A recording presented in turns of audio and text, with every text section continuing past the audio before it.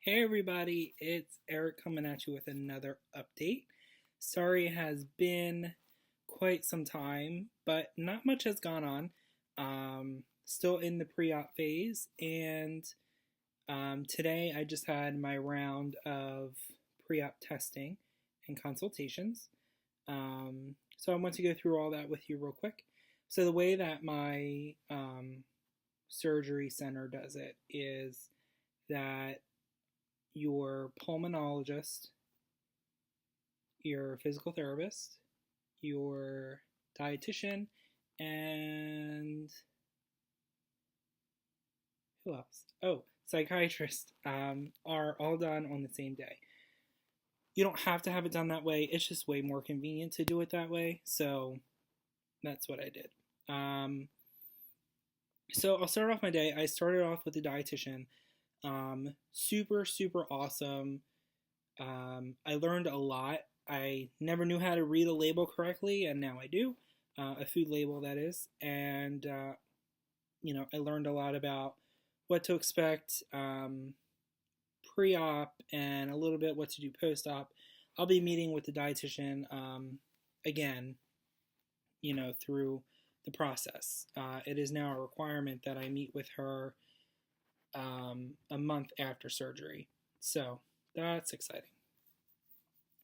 So after the dietitian, I went and saw a physical therapist. And basically, the physical therapist is just making sure that I'm actually able to get up and walk around and do what I need to do post op so that I can recover correctly.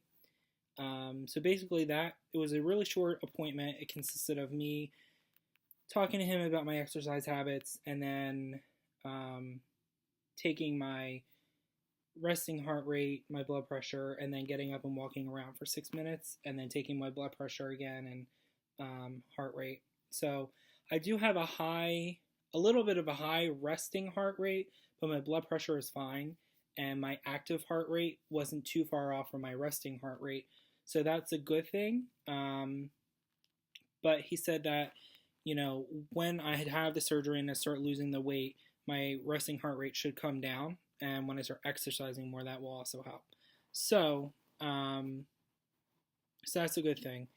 He didn't see anything that was concerning, so awesome. So I went on to my next appointment, which was with the pulmonologist.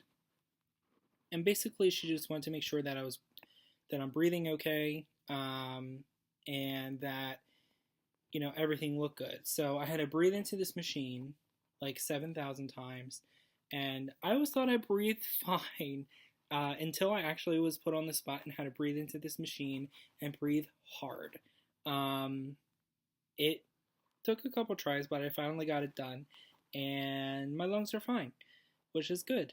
My pulmonologist, she was really awesome, very relaxed, very laid back, and I like that. It helped make the visit a lot better. So what else? I guess it's a requirement for all of the bariatric patients that, regardless of your lung situation, they want you to have a chest x-ray just to make sure there's nothing that they missed. So they want to cover all their bases that way. And I guess depending on if you have sleep apnea or not, I don't have sleep apnea, but to rule it out, because apparently there's a high number of bariatric surgery patients who have undiagnosed sleep apnea, which is apparently very dangerous for when you're undergoing anesthesia. So I have to do an at-home sleep study, which they're going to call me about, and I'm sure I'll make a video about that too. And that was that. So then after that appointment, I saw the psychiatrist. Again, really great. It was very quick.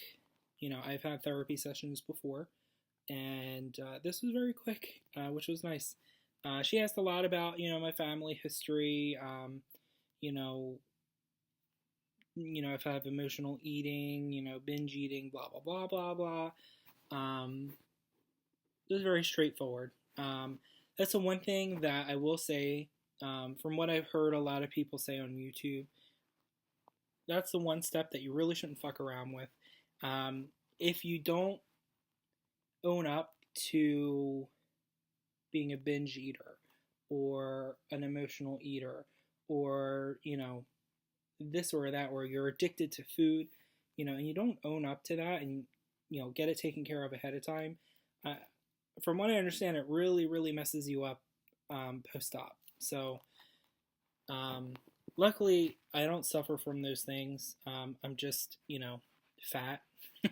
So, uh, so that's that. She cleared me for surgery, which is great. And then after that, the same building. This is all done in the same building, by the way, which is great. I went and got my X-ray done for my lungs, and apparently I have tall lungs, but everything looks good. So I think that's all that I did today. The only thing that's left, really, I have to go and see my PCP and get cleared for surgery through them.